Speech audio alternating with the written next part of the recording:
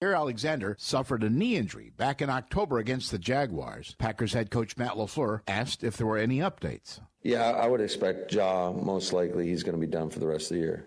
Is that injury related? Yes. So you having surgery?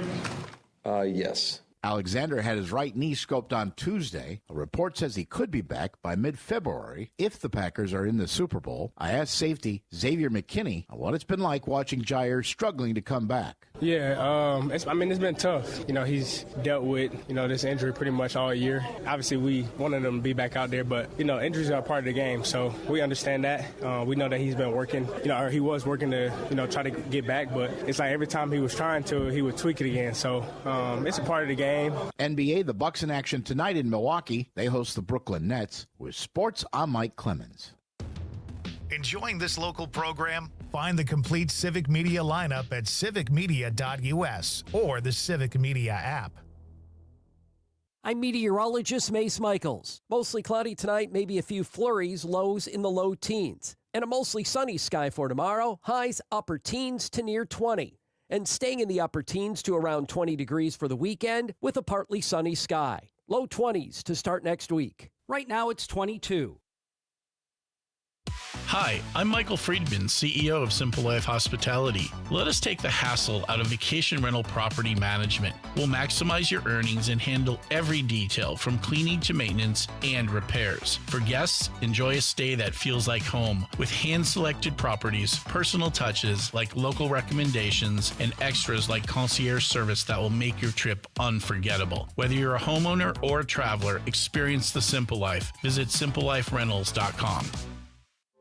The possibility of lung cancer can be pretty scary, especially if you're one of approximately 8 million current or former smokers at high risk. That's why SaveByTheScan.org wants you to know that now there's a breakthrough low-dose CT scan that can detect lung cancer early, and it only takes 60 seconds.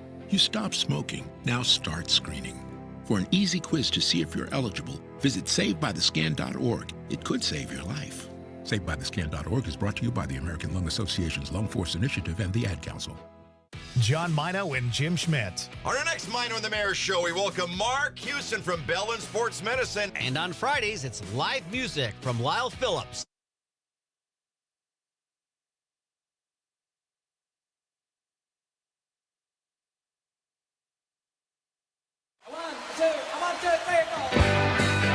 Broadcasting live from the Civic Media Studios in Green Bay, this is Nite Lite with Pete Schwaba, your inside source on everything entertainment from Wisconsin to Hollywood. Whatever gets you through the night, it's all right. And now, a guy who appreciates a nice hot meal at a fair price, Pete Schwaba. Welcome to Nite Lite. Ladies and gentlemen, Happy New Year, everybody. This is our first live show of 2025, and we are happy to be broadcasting from beautiful downtown Green Bay here at City Deck Landing, statewide, all over the great state of Wisconsin. I hope everybody had a safe and happy New Year and Christmas. We start in 2025 off with a bang and a great show tonight. First, let's check in with the guy riding shotgun, the lovable producer, Conrad. How you doing, buddy? I'm doing great. Are you? Did you have a good New Year's? I did, yeah. Hung out with some friends up in Green Bay, actually. So. Okay, up in Green Bay. Yeah. You mean where we are now? Here, yeah. Up? Here. You mean across the river in Green Bay? What? You seem tired. Are you dragging? Did you go too crazy on New Year's Eve? What happened? We did stay up pretty late that night. Did you? Yeah. What'd you do? Well, we went to some bars around Green Bay, and then we went to a Nite. Oh, no. After the bars? Yeah. Oh, dear. Did you lose or win? I didn't win anything. Okay. My friend won about 600 though. What was he doing? Slots? Roulette. God, that seems like there's no skill in roulette, right? It's just he just does lucky numbers. Oh, God, that would drive me crazy. Because I play poker, and at least when I lose at poker, I'm losing because I'm an idiot or I do something. Yeah. I can't, leaving it all to chance just seems so crazy to me. Well, that's good. Happy New Year. You excited about 2025? Yeah. Oh, wow. You are a dragon man. I think you need to start the new year off with a nap. I did take a nice nap today. Oh, there you go. All right. I had a great New Year's. It was very mellow. We just kind of chilled out. We played some games, got together with family, and I realized this holiday season I watched 4 zombie films. And I'm not even a zombie guy, but it kind of snowballed. My kids are home. I'd never seen 28 Days Later, so we watched that. Then I watched 28 Weeks Later because I know that the third one is coming out in like June, I think 28 years later. And they're both good films. And then we got on a roll and we decided to watch I Am Legend with Will Smith, which I had seen in 2008 or 2007, whenever it came out, but not for 15 years. So I forgot a lot about it. And my kids hadn't seen it. So we watched that on New Year's Eve. We started it at like 11:30. And then we watched most of, what is it? American Zombie. No, the Brad Pitt one. What is that called? World War Z. So 4 zombie films. I'm not even a zombie guy, but I got to tell you, it kind of branded our holiday season. It was a lot of fun. And they just get crazy. The zombie films are just kind of fun to watch. Because that could never happen, right, Conrad? Well, who knows?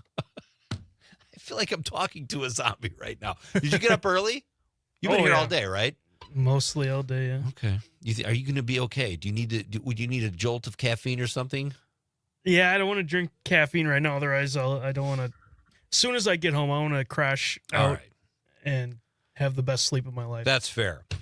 Well, let's try to keep you awake during the show. We got a great one. I'm here. I'll be here. All right. Well, I assumed you'd be here. I mean, this is your job. No I powders. think you like being here, and you get paid to be here. So all the more reason to buckle down and get through it. So we'll do that. We'll help you through it. Fun show tonight. We've got a indie film producing power couple, Antonio Polk and Marsha Dean Polk, will be here tonight. They have a studio in Door County and just finished shooting a film there called Angels in the Rye.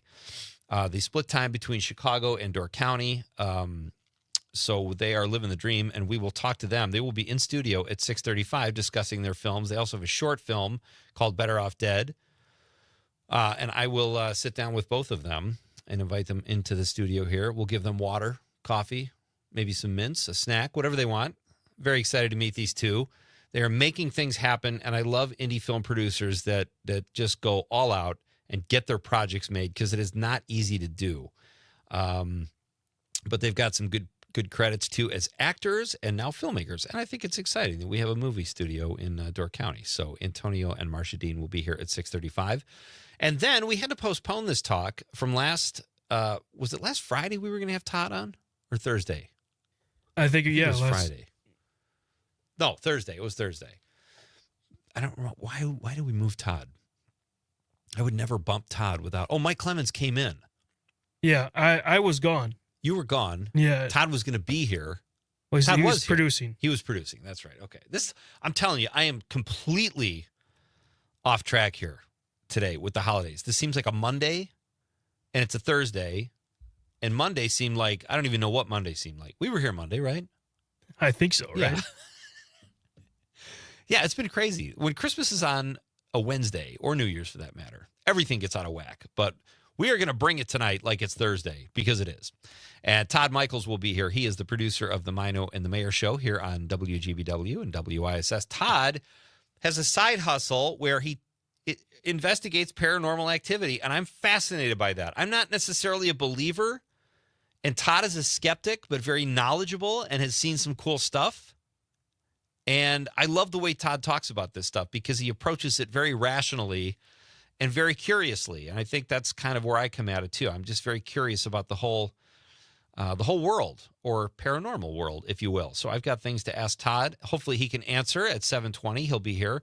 Always exciting to talk to Todd Michaels. And that leads us, ladies and gentlemen, to our first 2025 question of the night.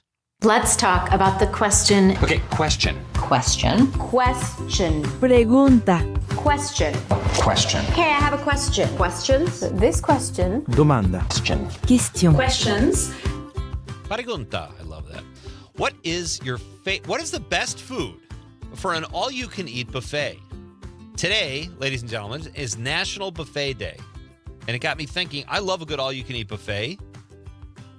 When I was a kid, or younger, I should say, I would single-handedly try to put a restaurant out of business, trying to get big savings and eating as much of the buffet as I could.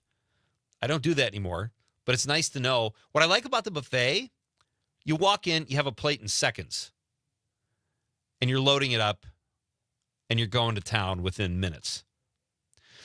So I had trouble with this one. I've been to buffets where they serve great Italian food, Asian food, and I think my favorite, Conrad, if I could start us off, will be Mediterranean food. That is my choice. Okay. For all you can eat, the best food you can eat for a buffet, I will say Mediterranean food.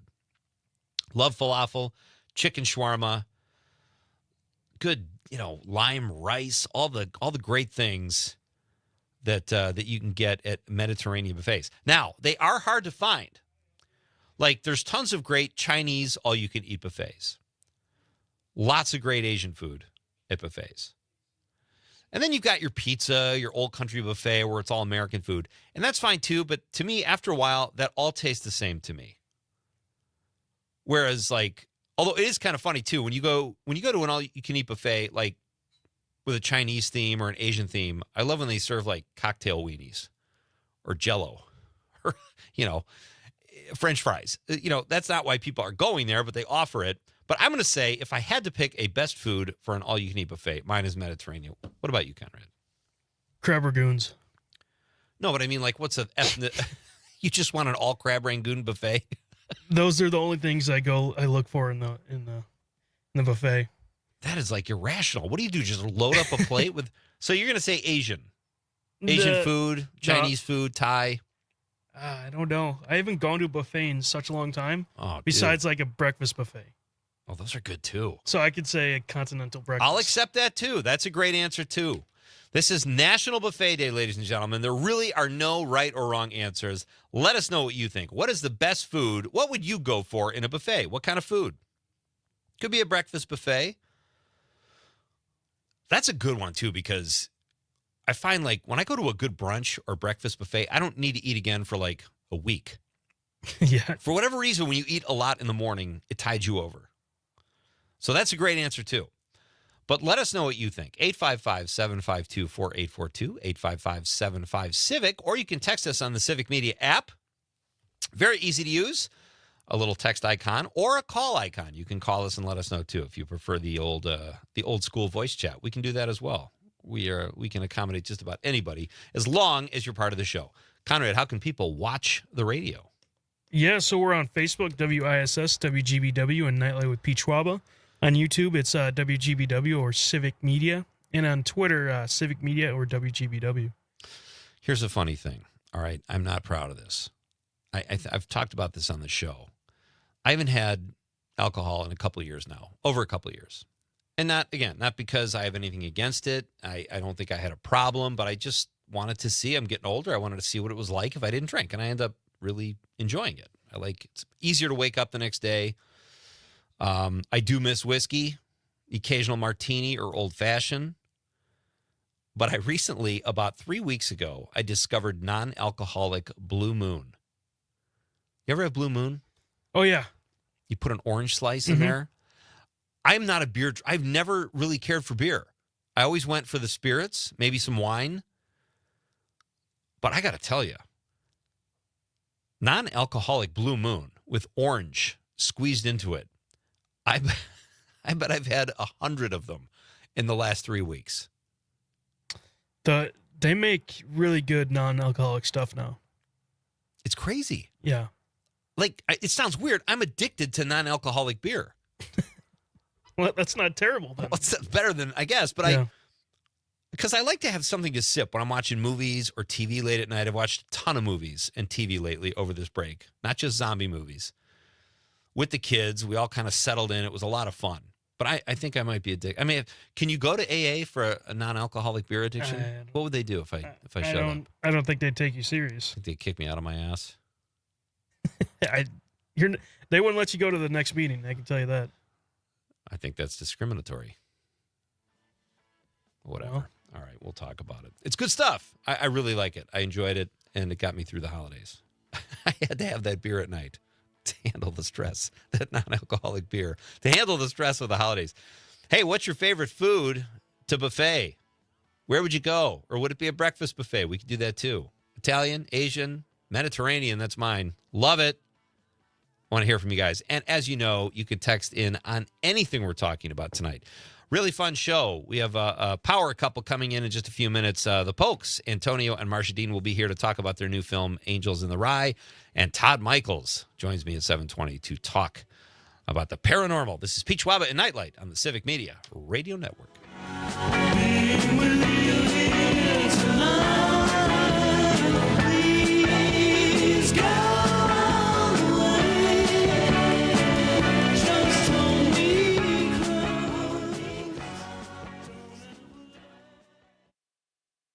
From Ashwaubenon to Alloway, this is 97.9 WGBW.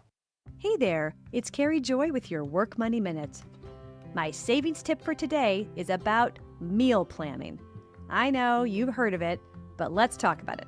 Meal planning will save you money, it reduces impulse purchases, it helps you not waste food, and it may be the very best thing you can do to cut back on your weekly spending. It also helps cut back the number of arguments we have in my house about what's for dinner. A writer of a recent Reader's Digest article said that she saved herself $500 a month on meal planning. I mean, we all eat differently, but those are some real savings. I know, meal planning can be a pain. So I reward myself with a treat while I plan. A beer, some ice cream, maybe a recipe magazine. And in my house, the planner does not have to be the shopper. That's real motivation. For more everyday money tips, check out workmoney.org. Till next time, this is Carrie Joy saying, take good care. Rudolph the red-nosed reindeer. Rudolph is a holiday classic, and there's a Wisconsin connection. Maury Laws composed music for the animated show in 1964. He continued arranging hundreds of songs from his Appleton home after leaving New York 20 years later. During that time, Laws created one quirky pop song. Do you know what it is? The answer coming up. Rudolph the Red-Nosed Reindeer is sort of where a lot of people's core Christmas memories come from. Emily Locke with the Oshkosh Museum on holiday traditions around Rudolph. Laws worked for the TV production company behind the show and also wrote music for Frosty the Snowman. And about the silly song he composed? Yes, itsy bitsy teeny weeny yellow polka dot bikini. Laws died in 2019 at the age of 95, but his music lives on as a wonderful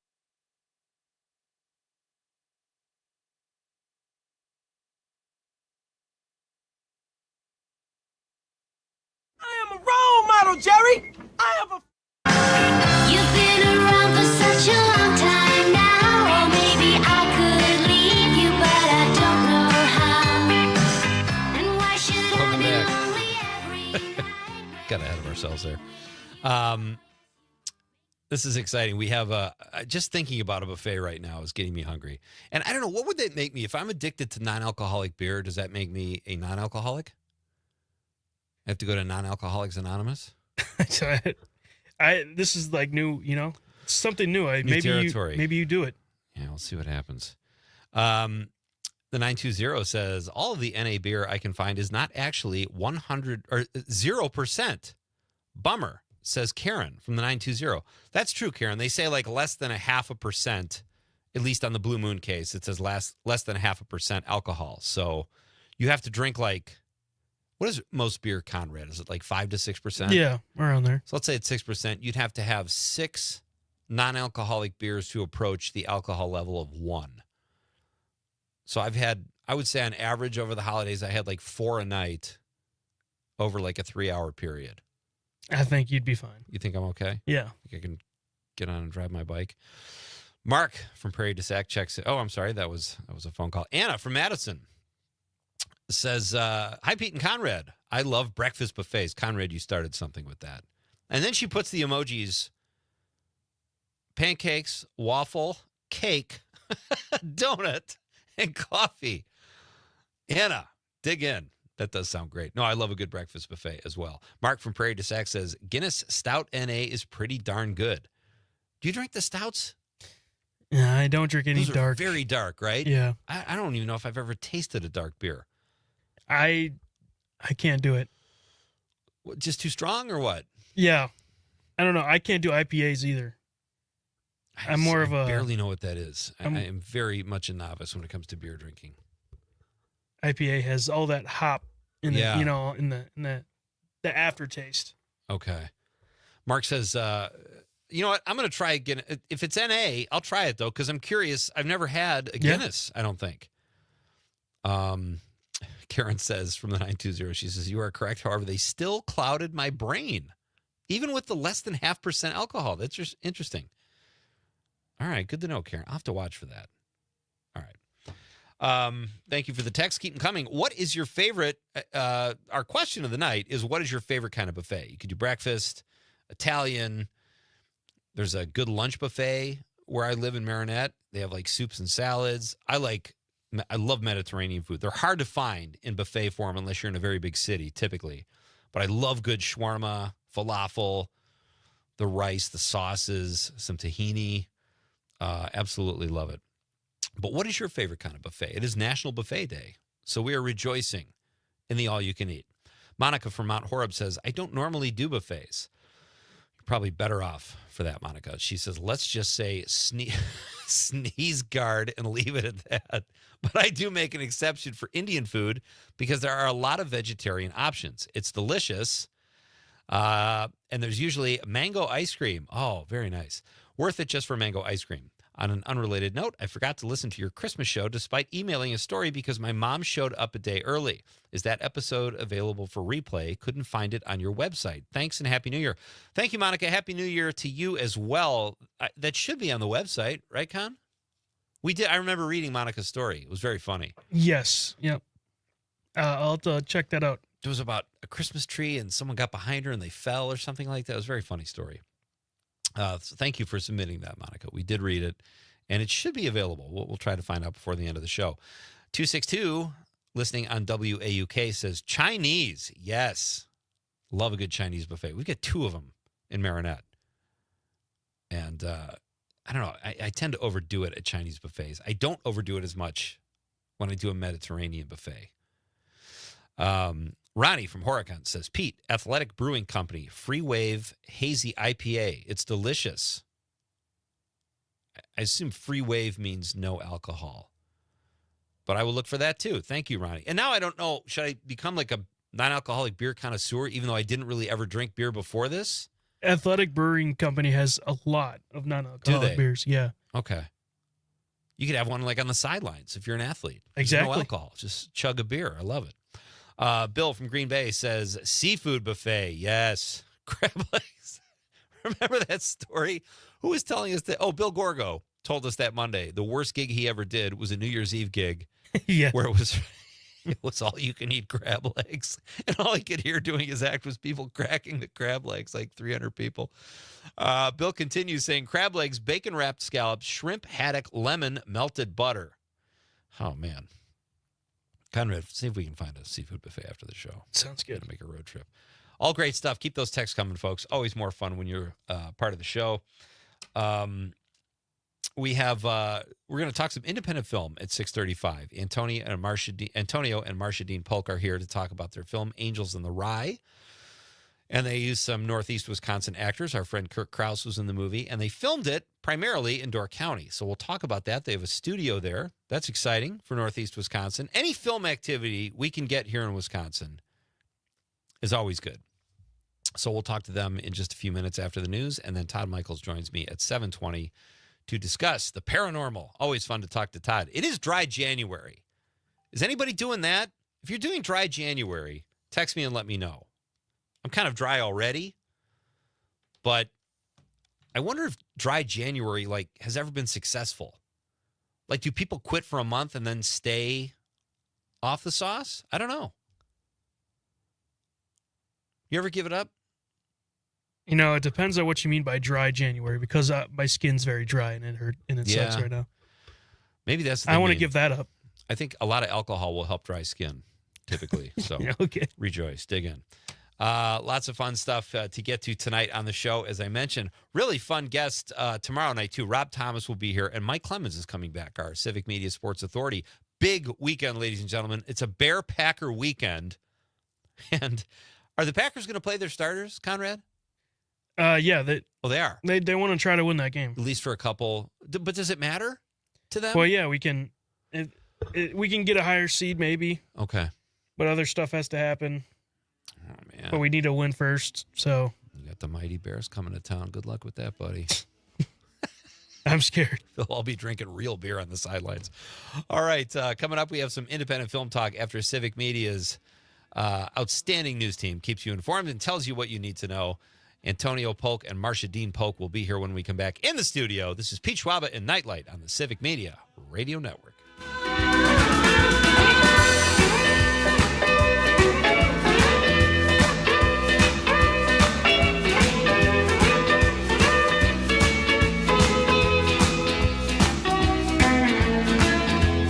Teardrop star, and it breaks my heart. When a teardrop falls, I wanna cry, cry, cry alone. When you feeling blue. Listening to the Talk of Green Bay, WGBW, home of Mino and the Mayor. This is your local Civic Media radio station. Want to hear even more? Anytime? Find all of it at civicmedia.us. For 97.9 WGBW News, I'm Lisa Hale. Congress passed an extension of the Farm Bill, a relief for many farmers, but that means they're working with benefits and prices that were negotiated 6 years ago. On top of that, President-elect Donald Trump has promised to cut government costs across the board. Add potential tariffs to the equation, and experts are worried about the agriculture industry. Paul Mitchell, agriculture and economics professor at UW-Madison. So my real worry is that agriculture will be collateral damage for the new administration as they pursue other political priorities where, agriculture is not their number one priority. And they will take the cost of agricultural hurt to address these issues they want to address that would partly help them get elected. Old prices aren't the only problem with extending the current farm bill. Mitchell says crop insurance and conservation programs are at risk. Plus, the Supplemental Nutrition Assistance Program, or SNAP, is still offering benefits too low to help those who need them, according to an Urban Institute report. Health experts are warning Wisconsin residents that they expect to see a spike in respiratory viruses this winter. The state has already seen an elevated number of norovirus and whooping cough cases this year, but the flu rate has remained steady with the last year's numbers despite declining vaccination rates. RSV cases are also low, but they're starting to increase. Health officials say that especially after the holidays, respiratory viruses could see spikes after residents traveled to see friends and family while remaining mostly indoors. WGBW has an e-newsletter that comes out twice a week, and it is filled with stories you care about from the greater Green Bay area. Subscribe today at WGBW.FM. I'm Lisa Hale, 97.9 WGBW News. For news anytime, log on to WGBW.FM. On your entertainment beat, I'm Pete Schwaba. People seem to notice the variety of well-reviewed films playing at the box office currently and headed to the big screen over the weekend. Sonic the Hedgehog Part 3 took the top spot at the gate with $38 million and is currently at $137 million in its first 2 weeks in theaters. The Lion King's Mufasa took a close second place with $37 million and change in its second week and is showing some good word of mouth as it is actually outperforming its haul from last week. People also wanted a little horror over their holiday as newcomer Nosferatu, which opened on Christmas Day, surprised prognosticators by pulling in $40 million over 5 days and $21 million over the weekend. Wicked and Moana 2 rounded out the top five, with Wicked pulling in $19.5 million and Moana 2 pulling in just over $18 million. Also opening on Christmas Day was the new Bob Dylan biopic, A Complete Unknown, which pulled in $23 million over 5 days and finished in 6th place last weekend with $11.6 million. For more showbiz fun, tune in to Nightlight with me, Pete Schwaba, weeknights from 6 to 8 p.m. on the Civic Media Radio Network. Local radio for you and your community. It's Civic Media's mission with stations across Wisconsin. Find your favorites at civicmedia.us. I'm meteorologist Mace Michaels. Mostly cloudy tonight, maybe a few flurries, lows in the low teens. And a mostly sunny sky for tomorrow, highs upper teens to near 20. And staying in the upper teens to around 20 degrees for the weekend with a partly sunny sky. Low 20s to start next week. Right now it's 22. Finding the special healthcare resources families need just got easier. Wisconsin Wayfinder Children's Resource Network helps kids with delays, disabilities, special health care needs, and mental health conditions. Call toll-free 877-947-2929. Ask questions. Get answers. Connect today toll-free 877-947-2929. Sponsored by the Wisconsin Department of Health Services. Matt Nair on air. This shouldn't be a thing. Hot Dr. Pepper is the hottest holiday drink, but is it any good? Jane, I'd like to answer that question. Yes. No. Have you ever had a hot soda in your life? Yes, they're terrible. You can also do apparently 80% eggnog and 20% Dr. Pepper. Get out of my country. Matt Nair on air. Weekdays 10 till noon on your local Civic Media radio station and on the app. Jane, Matt Nair, and Greg Bach. Coming up on the show, hard to believe the one.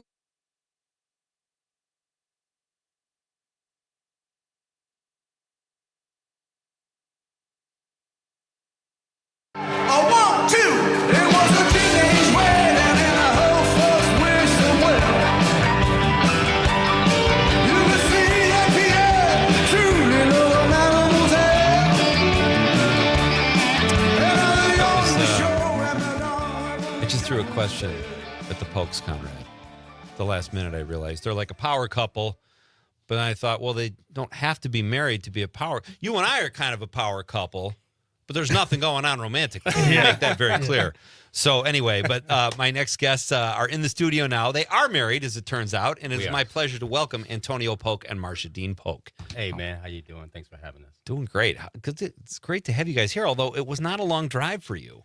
It wasn't. It was, probably about 40 minutes. About, what would you say, 40 minutes? About 40 minutes. About 40 Yeah. Door County's not that far. And I love that you guys have you have a movie coming out. We'll talk about that. You actually have two films coming out, a feature length and a short film. We'll talk about both of them. Yeah. But first off, I have to ask you a very important question. Do you have a favorite kind of buffet? That's our question of the night. A favorite kind of buffet? Like an all-you-can-eat buffet, certain kind of food or breakfast buffet. It's National Buffet Day. I would say probably seafood for myself. Seafood. Okay, that's another crab vote for legs. seafood. Yeah. King crab. Not King the snow crab. Not the crappy crab. Not the lesser crabs. Not the lesser crabs. Well, it has to be pasta for me. Pasta, see, I like pasta too, but I don't think I can go back for like thirds and fourths if I'm eating pasta. Yeah, it's kind of heavy, but it's good stuff. All right. Yeah. Now that we got that out of the way, let's talk some movies here. Yeah, man. So, okay, so you guys have a couple films coming out. Let's talk about the feature film first. It's called Angels in the Rye. Right. Antonio, you directed it. Marcia Dean, you produced and wrote. And you're both in the film. She executive produced it. Executive produced. I produced it, and I directed it. And I starred in it and things of that nature as well. Got it. All right, so tell me about Angels in the Rye. You want to start, Hunter? Sure. First of all, I want the audience to know that it's a novel. Okay. It can be bought on Amazon. It's my first novel. Oh, nice. And it was such an excellent piece. That's what I was hearing from all the readers. Yeah. Because everybody said, I could just see this as a movie. I just would love to see this as a movie. I was there. That gave me an idea. Okay, well, let's try it and let's do it.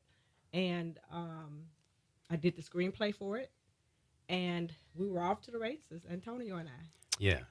She did the screenplay, and she presented me with the screenplay. I'm a producer, like I said, and I was kind of blown away by it because it was so original, and I'd never really seen a piece like this before. So I had to do it, make some things happen in order to shoot the film. So. All right, so you wrote the novel, yes, and then you wrote the screenplay. I don't think that happens that often, where it seems like it's always adapted. What was that like for you, adapting your own work into a different medium? Okay, so I think because I wrote the book, doing the screenplay was very, very easy.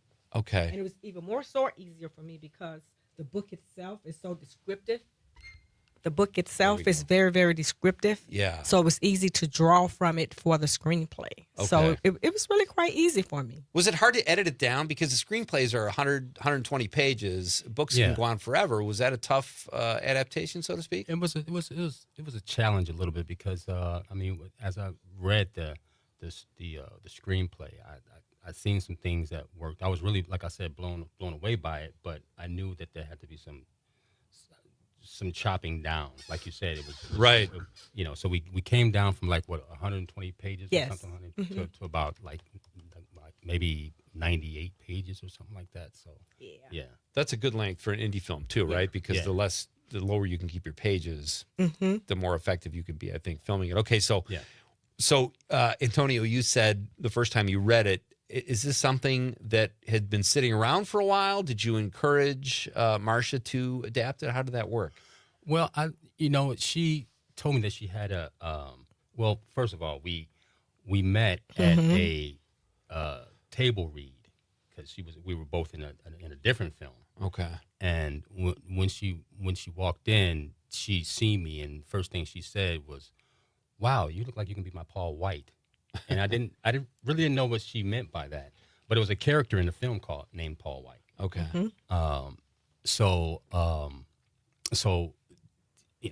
read the screenplay, as time went past, and like I said, I was just really blown away by it, and I had to do some things in order to make that turn into a film, and yeah. Wow, that's pretty. I think when you walk into a room and someone already is casting you Yeah. in a role, that's a good I mean, sign. He was like the perfect Paul White. I envisioned it. I seen it. I had been looking for my Paul White, and when I saw him, I was like, "There's my Paul White." He didn't. I don't think he took it seriously. No, I didn't. And I thought she was actually trying to hit on me. Well, you guys ended up together, so something right. Something was there, right? It was weird because she said, "You look like my Paul White," and I said, you could be my wife." Whoa, really? And there you go. And there you go. But yeah, so when I read the screenplay, I was, like I said, I was really taken by it because the whole idea of what was going on, so many twists and turns and things of that nature, and it, like I said, the originality of it is what really captivated me. Right. Yeah. So tell us about the story. What is Angels in the Rye about? Okay, Angels in the Rye is the story of love, hatred, unforgiveness, all the way to forgiveness. Some CSI is in it. Oh, okay. It's just a lot going on, and that was the goal, to evoke emotions, right? Especially from the audience that had gone through some of the things that they're going to see. That way, they can release some tension by watching it and seeing that if this character made their way through, maybe to give them an idea how they can get through it. Right. And that was very, very important to me to really evoke the emotions of the viewers. Here's what it says in on your IMDb page, a brief synopsis of the film. Yeah. A teenager's life crumbles after abuse leaves her with a child in inner turmoil. Forced to confront a harsh world, she struggles to overcome her past and take control of her life again. That is heavy stuff going on there. So it was this young lady named Karen, and her and this young man named Paul White were like childhood sweethearts, and Paul White came back from the army one day, and he seen her after some time went past. He seen Karen, and he lured Karen into what they call a barn, what they call a neighborhood book barn. Yes. Kind of like a barn that they kind of played in when they were kids and things of that nature. And he lured her in there, and he ended up having his way with her. And she ended up getting pregnant, and it turns out that she ends up resenting the kid because the kid looks so much like Paul White. And and the fact that he had his way with her, that was a lot for her to overcome. Right. Even though it was kind of like I don't even know how to really pinpoint what I'm trying to say as far as how she it was like she wasn't really trying to get him off of her, but she didn't want it to go that far. You know what I'm saying? It was right. like so it was like a little kiss, little thing. type- Yeah, right. Okay. Led to something bigger. Right. You know, But and- very inappropriate and very exactly. Okay. And she didn't know how to really kind of break up that moment. Okay. You know what I'm saying? Sure. But she resented him. So what made you okay? So you got this script. You're going to direct it. You're going to produce it or executive produce it. Yeah. What made you decide to film it in Door County? Is it set in a more rural area or vacation area, that kind of thing? Well, Door County has a lot of country feel. Yeah. Do you know what I'm saying? Absolutely. So, so when I actually moved to Door County, the first thing I said to myself, man, this is a beautiful place. This would be an ideal place to shoot a film. And I ended up shooting 2 films there because it's just the beauty of Door County and the rural areas that it has in it, and some country areas, some city filling areas, but mostly country. And this story takes place in the South. Mm-hmm, in the South, in Memphis, Tennessee. Oh, okay. So we didn't want to go too city with it. So we looked at 4 places that could definitely work for Memphis, Tennessee. No. Oh, interesting. Right. Okay.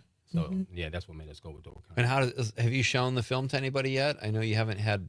I don't think you've had official screenings yet, have you? No, we're actually still in post. Okay. With both of the films, Angels in the Rye and Better Off Dead. Okay. Yeah.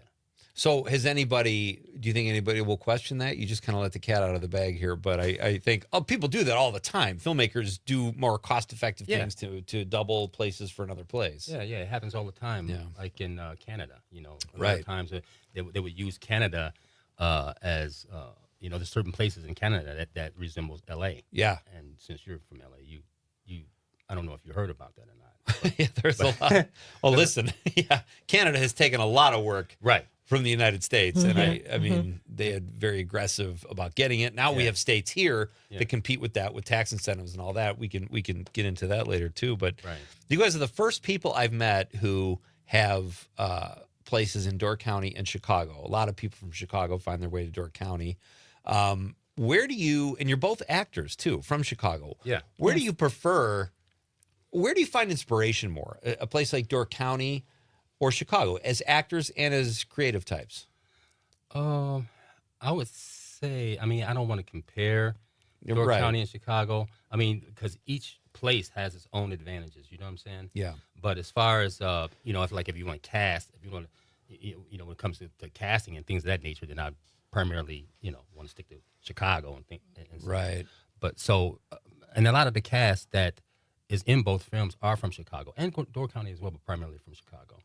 Did you have any issues finding, there's a substantial amount of people, I guess, in Northeast Wisconsin, maybe 500,000 people to draw from. Did you have luck finding good actors locally? Because that always helps when you don't have to bring people in and pay for to put them up and all that kind of stuff. Did you have good luck finding local talent? We didn't have to really cast a whole bunch of local talent, but it was easy because my brother lives here. So my brother Michael Polk. He's one of the actors that's in that film. Then I got some friends and so on, and so I just kind of threw people in certain parts.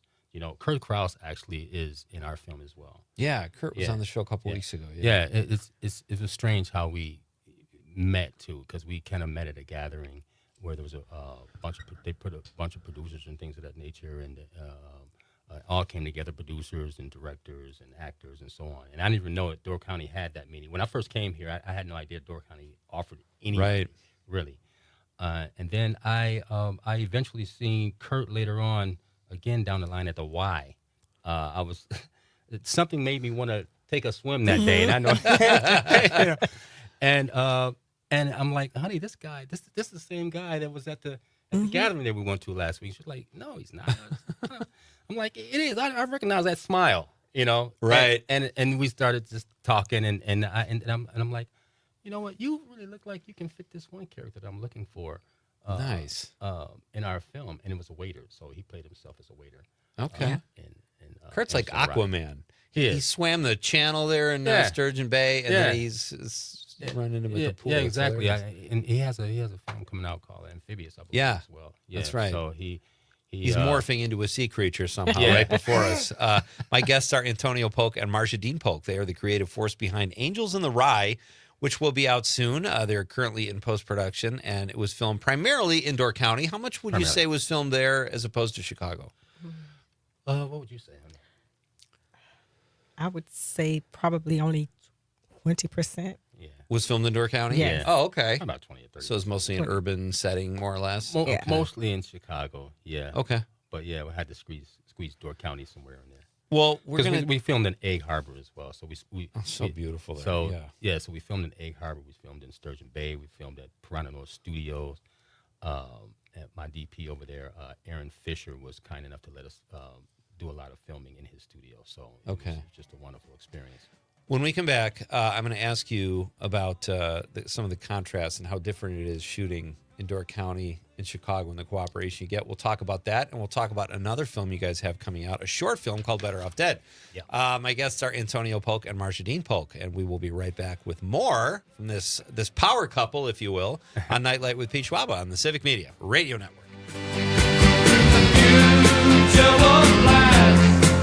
It will soon be your tomorrow. I don't ask for much, I only want trust, and you know it don't come easy. And this club of mine keeps growing all the time, and you know it just ain't easy. Open up your heart, let's come together. Use a little more, and we will make it work out. Listening to the Talk of Green Bay, WGBW, home for the Maggie Dawn Show. There was a time when barbecue was perfect. A strong, reliable flavor that could be counted on. But then big manufacturers decided that barbecue needed to be zesty or spicy or sweeter or whatever. If you miss the good old days of great tasting barbecue, we'd like to introduce you to Grandpa's Barbecue. Made in small batches from Grandpa's original recipe. Buy yours online today at grandpasbarbecueshop.com. You're listening to the American Democracy Minute, keeping your government by and for the people. In November 2022, Michigan voters passed a constitutional amendment enshrining voting protections and expanding ballot access. After the legislature implemented the voters' directive, GOP legislators sued, claiming that only the legislature could make such changes. Proposition 2 mandated 9 days of early voting, protections for voters and election workers from harassment, and a tracking system for absentee ballots. It allowed for the funding of secure drop boxes and the counting of military and overseas ballots if postmarked by Election Day, and several other reforms. Conjuring the independent state legislature theory, which argues that the U.S. Constitution allows only legislatures to control election law, 11 Michigan GOP legislators sued. On December 20th, the federal Sixth Circuit Court of Appeals affirmed the lower court's denial of the Michigan legislators' claim. But importantly, it did so saying that while the individual legislators had no standing to bring the case, a full legislature could, leaving the door open a crack. The U.S. Supreme Court mostly dismissed the theory in 2023's Moore v. Harper case, but Justices Thomas, Gorsuch, and Alito appear to be all in on the theory. For the moment, the pro-voter reforms in Michigan are safe, but be watching for the independent state legislature theory to pop up.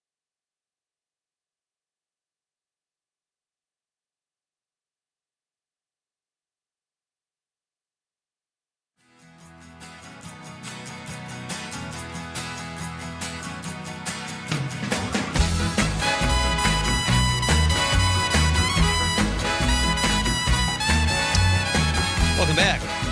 I am Pete Schwaba. This is Nightlight. We are broadcasting statewide, all over the beautiful state of Wisconsin, from downtown Green Bay. Todd Michaels coming up at 7:20 with some paranormal talk that I'm very excited about. It's always fun to have Todd on the show. Our question of the night, in honor of National Buffet Day: what is your favorite all-you-can-eat food? We've gotten some good text. I would say seafood is leading the way so far, or breakfast buffets. Yeah. But weigh in at 855-752-4842, and we will read your text on the radio. Conrad, what is this obscene picture somebody sent us? Or was that you? That was not me, no. Cam from Appleton. I have no idea known. what that is. It's some guy. It looks like a bodysuit. I hope to God it's a bodysuit. Some guy on the toilet. So, all right, Cam, thanks for waiting. Boy, he must have a collection of photos at his house. My guests right now are director Antonio Polk and executive producer and writer Marsha Dean Polk. They are the creative force behind the film Angels in the Rye. So we were talking about right before the break. Is it? You said you filmed about 20% in Door County of the film there, and then 80% in Chicago. Yeah. When you're filming, especially in an independent budget, where is it easier to film? You have access to more in Chicago, but you might get more cooperation in Door County. How did that work for you guys? What was the experience like? Well, I think primarily since most of our actors were in Chicago, it's easier to film in Chicago. Okay. Because we didn't have to ship a whole bunch of people from Chicago to Door County every single day. I think we had a total of, I think we filmed about, I don't know, a couple of months, a few months. Where, in Chicago? No, just in general. I would say, a few months. Yeah. Probably a total of 35 to 40 days. Okay. Yeah. And were people cooperative in Chicago? Oh, yeah. As opposed to Door County? Because in my experience, like when you film in a small town, at first people bend over backwards. They're excited to have a movie set, and then it's kind of like they become kind of jaded like they do in big cities too. Well, when you start telling people about yourself and they do their research and such, it makes them more so jump on the bandwagon. Okay. You know what I'm saying? Yeah, so sure. Being that I'm a feature film and TV actor as well, right? I would go in and say, hey, look, I'm a feature film TV actor, I'm a right, producer, so on and so forth, and they do the research. Hey, can we film here? Yeah, you know, right. And so they'd have me come back in a couple of days after they do the research. Oh yeah, we'd love to have you. Oh, that's so you cool. know. So I just kind of took that and used that and ran with it. Right. Yeah. That's excellent. Marcia Dean, you talked about, you wrote the story, you wrote the book, and now it's the movie. Where did the inspiration from the story come from? Without, you can be as open as you want to be here. Was this a very personal story to you? It's pretty heavy subject matter. Yes, and it is a very personal story. And it starts from a real life event. Okay. That happened within the family. And so from that, I wrote the story, but I also wanted to find healing in it. And writing the story, I got some healing from it. It was therapeutic just It was to write it. Yeah. Yeah. And I know that if I can get some healing from it, so can someone else. Yeah. You know, so can the audience. Sure. And that was the main goal of it. How did you feel after you wrote it? Was it good to get that out of your system and to put it to paper? Yes, it absolutely was. It made me understand a whole lot of things that I really hadn't thought about. Right. It all made sense in the end. And that's how I wanted Angel in the Rye. And by the way, Angels in the Rye is the meaning behind that is if you allow, there's an angel out there waiting to guide you and love you through life. And so that is pretty much the end results of Angels in the Rye. That's what I wanted to sell. Oh wow, that's really heavy stuff, and sounds very inspirational too. Yeah, it is very inspirational. There's a lot of twists and turns in the film, like I was saying. So this Angels in the Rye thing, I thought was a perfect title because every time somebody had experienced something bad, then somebody else came along and made and kind of turned that whole situation around and made it, and they were presented as an angel to this person, and so on and so forth in the movie. So you'll find a whole bunch of nuances in the film that kind of gives that feel. Yeah. You know what I'm saying? Yeah, for sure. Kind of like in a real human, like angel way. Yeah. Nothing supernatural. Like just coming from the sky. Just right. people Just what people do. Right. Just allowing the help to come into your life and how beneficial it can be. It's what people have to learn to do. They're there. You They're have to there. look for them, They're right? there. And Right. sometimes you don't notice. People do something nice for you, and you don't even get it. Absolutely. Yeah. Really interesting. You guys have a press day coming up in Door County. Is it in Door County on January 8th? It's in Door County. Okay. It's in Sturgeon Bay. All right. Is this At something Piranha North Studio. people can go to, or It's not open to the public. Okay. It's open to the press and so on. Okay. But not to the public. We have myself, we have Marshall, we have my DP, we have my script supervisor, we have just production people and just the media coming in to do basically what we're doing right now, to talk about what our upcoming films. Right. Okay. That's so cool. All right. So we'll talk more about that, and then I want to ask you guys after we do the news where you get your funding. Not specifically, but on the indie trail, when you're trying to get a film made, it's so hard. Well, you know what, and that's why you fund your own films. Yeah, and that's where we get our funding from, us. You wrote a check to yourself. We wrote a check to ourselves. Yeah. Yeah. Believe in yourself. You if have you don't to. believe in yourself, who's going to believe Look, in I you? believe in me. I don't think my bankers believe in me. They write a 3-party post-dated bad check. They're not going to catch that, right? Yeah. No, because if you're trying to get funding from other people, then you have to have this whole, rundown on how they can get their money back. You got to set up a business, Right, basically, exactly. just for one film. We just figured we cut out the middleman and just kind of, fund our films ourselves. I'm envious. All right. The Polks are here. Antonio and Marcia Dean. We'll have a few more minutes with them. I'm going to ask them about their acting careers, too, because you've done 2 out of the 3 Chicago shows I noticed on your IMDb page. That's pretty cool. Yeah. We'll talk about that after the news. Civic Media's news team is about to tell you what you need to know. This is Pete Schwaba and Nite Lite on the Civic Media Radio Network. If I met you, let my eyes caress you until I meet the daughter, Mrs. Princess, who often wonder what makes her work. I guess I'll leave that question to the experts, assuming that there are some out there, they're probably alone, solitaire. I can remember when I caught up with a pastime intimate friend, she said.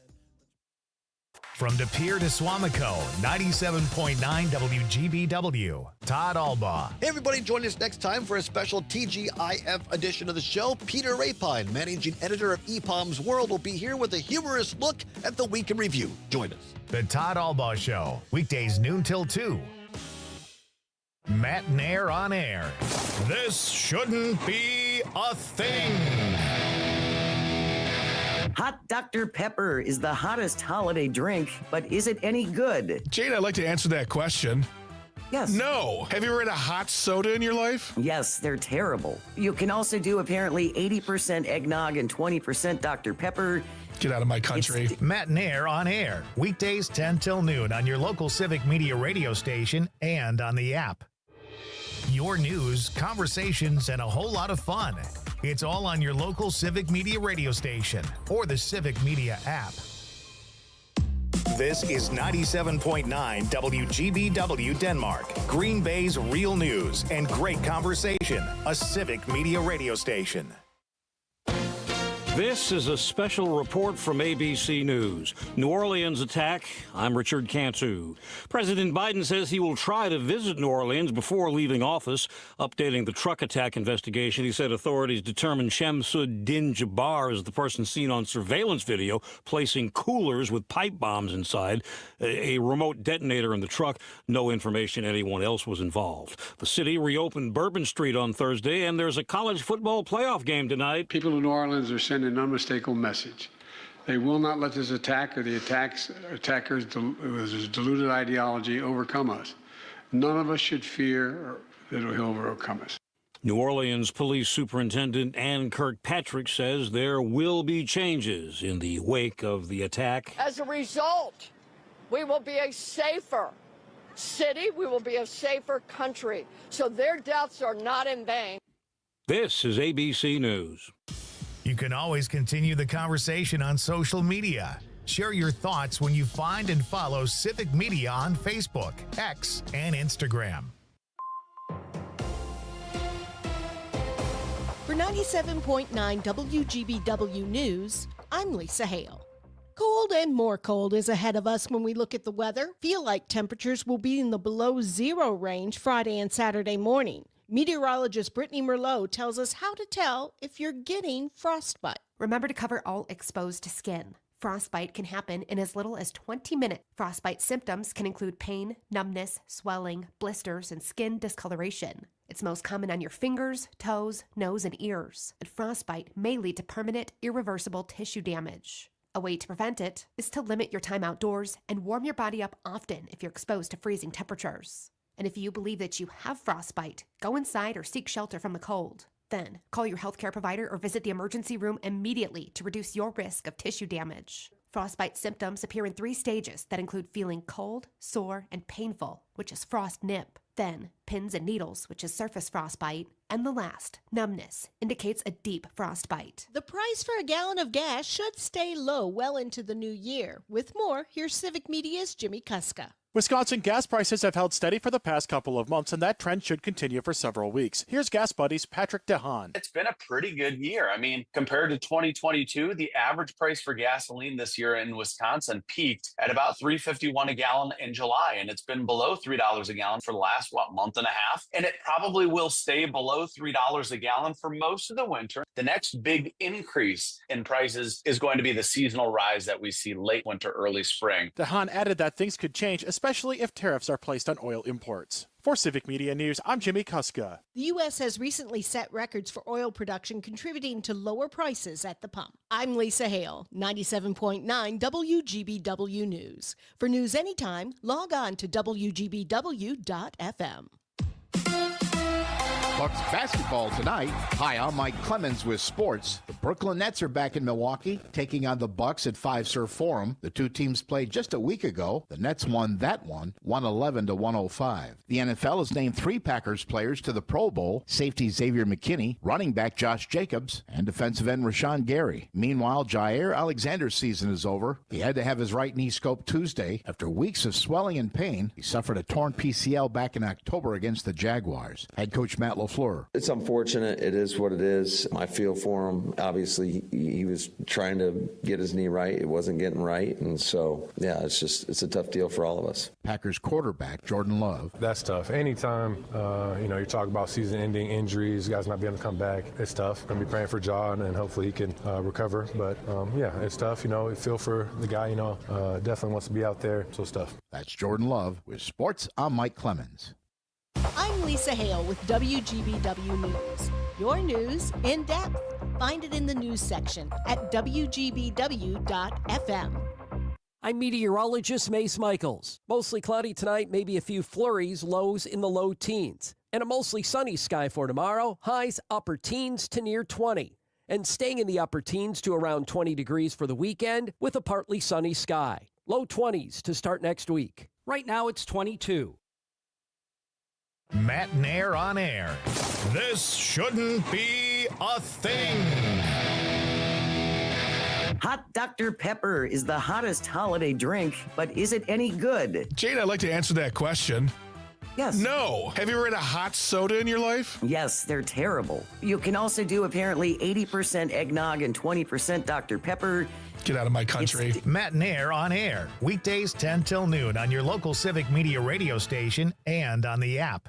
The Todd Alba Show. What's going on in Washington today as we move into 2025? Have your antenna up. Don't rely on all the media sources. Just your own wisdom, your own heart, your own gut. Listen to what they're saying about our friends and neighbors and family, because we innately know these people that we live with every day in our communities. Don't allow words and thoughts to tear us apart. Hold fast to that which we know, which is good. The Todd Alba Show. Weekdays noon till 2 on your local Civic Media radio station and on the app. Hi, this is Jim Schmidt. Join me and Nick Meisner, Vice President of Marketing for Discover Green Bay, to talk about the upcoming NFL Draft. Lean Local with Jim Schmidt.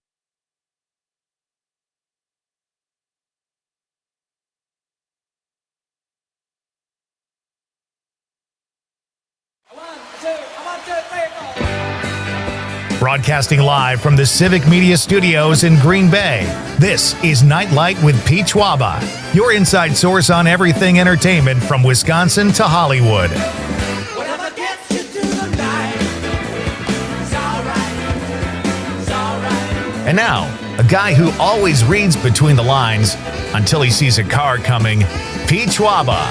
Welcome back.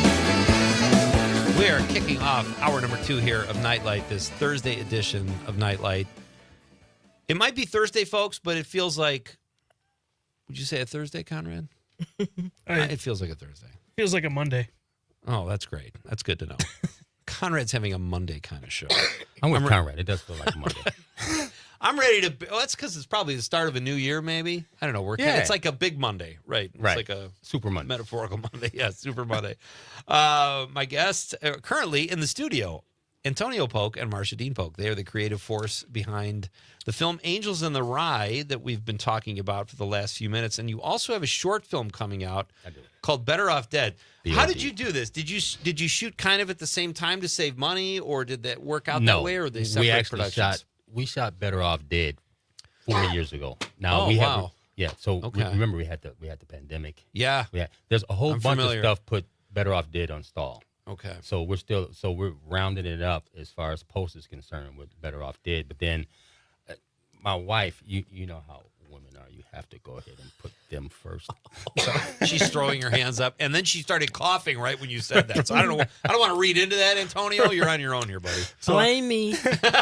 Yeah. So the objective was to go ahead and completely finish with BOD, and then get started on Angels in the Rye. But like I said, the pandemic happened that put things on stall, and then my wife came up with her film. So while BOD was on stall, I just figured out we go in Start production working on something else. with Angels in the Rye. Yeah.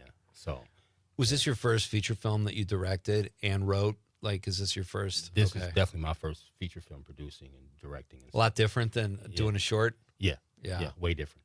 Better or worse? I would say, just more time consuming. Not worse for sure. Okay. Because it was quite an experience. Shot. This isn't my first short film, but it's definitely my first feature. Okay. So, but as far as just time consuming, a lot of casting, a lot of location scouting, just very extremely time consuming. Right. Yeah. You guys are both actors. Mhm. Marsha Dean, I think, are you an actress in Better Off Dead? I am. Okay. So let's start with you. Tell me a little bit about your acting background, and then tell me what you like better, being behind the scenes or on camera. Okay, let's talk about it. So ever since I was a little girl, I always saw myself on TV. But lifing, I always dabbed in it, like since the 80s. Okay. I've always done little things, but when I got older, I was like, it never leaves you. If you want that thing, it just never leaves. You got to try it. You just got to. You just keep digging and keep pounding. And I was in maybe 4 or 5 independent films, short films in Chicago. Yeah. As a matter of fact, that's where I met Antonio at a short independent film. Right. Yeah. And so that's pretty much been the history of my acting, just never giving up and Good for you. continuing to go for it. Now compare that to writing. What do you like to do better? Writing is more overwhelming, in my opinion, but I'd love to hear what you is. have. Mine too. Well, actually, Angels in the Rye is not my first book. Okay. My first book is Life is But a 4-Leaf Clover. Mm. And it's my life story. We're thinking about making that into a documentary. I would love to make that in. Nice.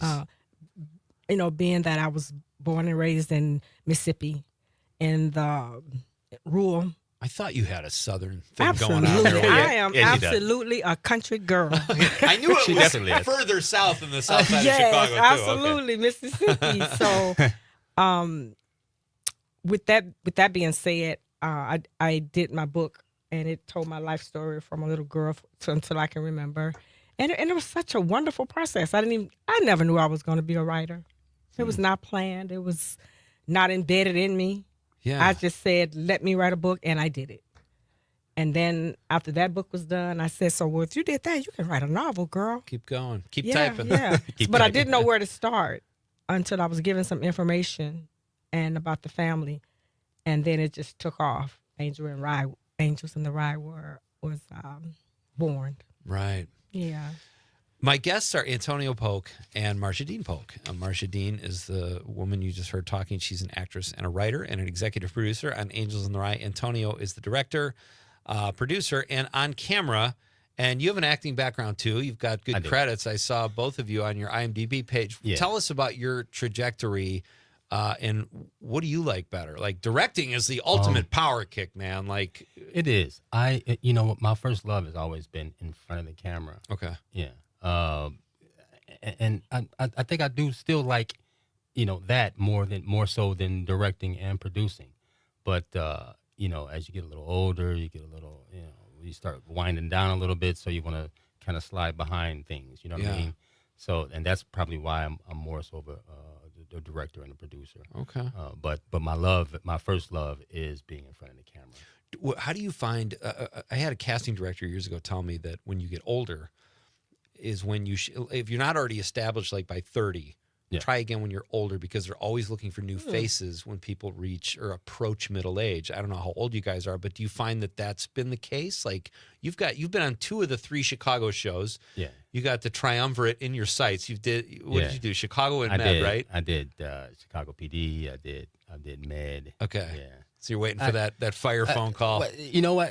I did have a fire phone call, and I didn't get hired for the job, but I thought I did a wonderful job. Okay. You have to think that, right? Of course you do. They're the ones. It's Right. their problem. It's their problem, right? It's not my problem. I know what I'm doing. They went in a different direction. Yeah. But I must say he's a wonderful director. Yeah. He did an amazing job. Which has to be a relief for you, given the fact that it's your material. But he becomes a bulldog. He's straightforward. He's focused, and I'm silly half the time. So, right. Well, and I don't mean to be that way. I just, I just want to get the job done and get a quality job done. You know what I'm saying? Get it done and get it over with. So right. Yeah. So don't joke with me and don't bother me too much while I'm in my zone. It's costing you money too. Right. Yeah. Yeah. Right, exactly. Yeah. It's costing me money. Right. Exactly. All right. I'm gonna go full blown Oprah Dr. Phil here. But you guys are a married couple. You're both creative types. Yeah. You both produce. What's that like? Is that a benefit, or is times do you wish? Oh, I wish he was a welder or something. It's Tell just the too crazy. truth. Yeah, Let's hear it. Yeah. I mean, we the latter for sure. But you have to push through that, and then the end result is, I'm so glad I did this with you, honey. You know what I'm saying? Yeah. In the process, it's like, can you just go over there and let me do this right here? So It's nice to have a has house in ups and Door downs. County and one in Chicago Yeah. under those You know what? circumstances. I'm gonna hit the Greyhound station. I'll see you next week. Yeah. Yeah. So that it's wonderful working with my wife. And it's cool that really- you guys met through this process We too, did. which has to Absolutely. be advantageous too. It I would is. imagine. That's great. So all right. So have you ever written, Antonio? Do you have any desire to write? I have. I wrote a short film called Detained. Okay. And that's right. That right now is currently being submitted to film festival. Okay. Oh, so I'm a writer as well. Busy guy. I just haven't. I haven't. Wrote a feature. Yeah. I'm thinking about it, but I haven't quite. I don't know if I have that desire to write that many pages. I can do 20 or 30. 100. Right. It's kind of far fetched for me. Yeah. But I believe if I put my mind to it, I can. Absolutely, you can. Yeah. You guys both seem to love Door County. Love it. Do you ever, and it's so picturesque and beautiful, do you ever think, I like this place so much, I want to write something based on the location? Can the location inspire you to write something just so you can film there? I haven't really thought that far. I just kind of wanted to utilize the Door County's locations, period. Right. You know what I'm saying? So if somebody writes a good screenplay, my first objective is to incorporate Door County in it somewhere. Okay. You know what I'm saying? Yeah. If it matches. Sure. You know what I'm saying? As far as locations is concerned. Right. Yeah, if it feels right. But so it's just so beautiful out there. Yeah. You got the Egg Harbor area. You got the stunning. All of it. Sister Bay. Yeah, Sister Bay. Right. Fish Creek. It's all gorgeous. Yeah, I right. mean, Exactly. all right. So what we talk about on the show a lot is what we're watching on TV. So do you guys have something you're watching either together or individually that you could share? Something you're binge watching? Something you just saw at the theater that really I'm an old resonated? School, I'm a total old school junkie, dude. I'm a Fred Sanford, Nice. Sanford and Son type guy. This latest stuff, I haven't really seen anything that really, I'm a Bonanza guy. You know what I'm saying? Wow, you are. That is old school. That's- Really. Yeah. I have periodically on the show, I have my buddy Jimmy Pardo was just on. He said he got into Columbo. And I have, since, for whatever reason, since we've been on the air, John Amos has come up. His name, he passed away. Yeah. Good Times was dropped. Norman Lear died. So Yeah. we've gotten a lot of mileage out of Good Times. Right. I kind of forgot about Sanford and Son. Yeah. And some of those, like the Jeffersons or All in the Family or whatever. And Right. those such great shows. Or I'm like a Rifleman. Yeah. I'm just that dude that really focused on that era. Here's a fun fact for you. I told you earlier that I live in the Marinette area, an hour north of here, right across from Sturgeon or Egg Harbor, I guess. Yeah. One of the producers of the Rifleman is from Marinette. Really? Yeah. His name was Arthur Gardner, and he died recently at like 105. Oh, wow. Maybe 2010, but he's a World War II vet, and he and his buddies filmed the war, and they took all their camera equipment out to L.A. Wow. after the war and created like the Rifleman and some of those Chuck Connors shows, F Troop. Yeah, F Troop. Yeah, Crazy. I mean, I'm like, that's I had really no idea. funny. This is not my first time hearing this about Door County. What is with everybody, coming from LA and ending up in Door County, these old writers and old producers and such. You hope it doesn't last too long. Right. You want a little space. That's why you're there. You don't need it to be over. All right, you guys, this is fun. Thank you so much. Don't be strangers. Keep us posted on the film and let us know when we can see it. We'll have you back. We definitely will, man. Thank you so much for having us. For sure. Antonio Polk and Marcia Dean Polk. We will be right back with some. We talked a little bit of angels. Now we're going to talk some ghosts when we come back. Todd Michaels will be here. This is Pete Schwaba and Nightlight on the Civic Media Radio Network. As she told me, it can break your heart and put you in misery. Since I met this little woman, I feel it's happened to me. And I'm telling you, it's too late to turn back now. I believe I'm falling in love. It's too late to turn back now. I believe I'm falling in love. The talk of Green Bay, WGBW. Uh-oh, Brad's buzzed. Oh, yeah? Yeah, he's starting with the woots. And now a speech. I just want to say that friendship is about heart and brain. Who's with me? Good thing is, he knows when he's buzzed. And my brain is saying, when it's time to go home, somebody call me a ride. Love that guy. Me too. Know your buzzed warning signs? Call for a ride when it's time to go home. Buzz driving is drunk driving. A message from NHTSA and the Ad Council. Matt Nair on air. This shouldn't be a thing. Hot Dr. Pepper is the hottest holiday drink, but is it any good? Jane, I'd like to answer that question. Yes. No. Have you ever had a hot soda in your life? Yes, they're terrible. You can also do apparently 80% eggnog and 20% Dr. Pepper. Get out of my country. Matt Nair on air. Weekdays 10 till noon on your local Civic Media radio station and on the app. The Todd Alba Show. What's going on in Washington today as we move into 2025? Have your antenna up. Don't rely on all the media sources. Just your own wisdom, your own heart, your own gut. Listen to what they're saying about our friends and neighbors and family, because we innately know these people that we live with every day in our communities. Don't allow words and thoughts to tear us apart. Hold fast to that which we know, which is good. The Todd Alba Show. Weekdays noon till 2 on your local Civic Media radio station and on the app. You are never far away from your favorite radio station. We're always streaming on TuneIn and the Civic Media app. And if you missed your favorite show or game, listen to a podcast of it anytime on the app or our website, civicmedia.us.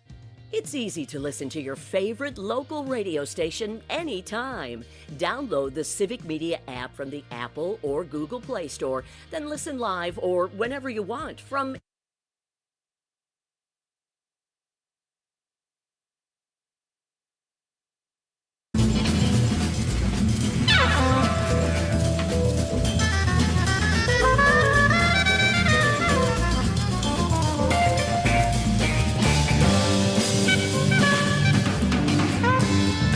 Welcome back to Nightlight.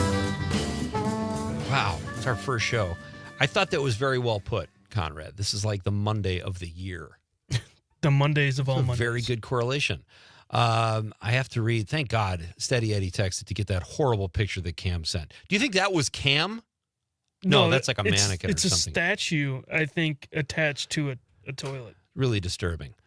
But at least there's a big bottle of Listerman next to the half-naked man that I'm looking at. Steady Eddie texts. He says, Pete, I hear rumors. Could be maybe I started that me and Arnold Schwarzenegger are opening an Austrian buffet in Green Bay in the spring of 2025. All the Wiener Schnitzel you can eat. Arnold's slogan, our Wiener Schnitzel. Yeah, it's fantastic. It's so good you'll be back. And things of that nature and so forth and so on. Now get to the chopper and eat some more schnitzel.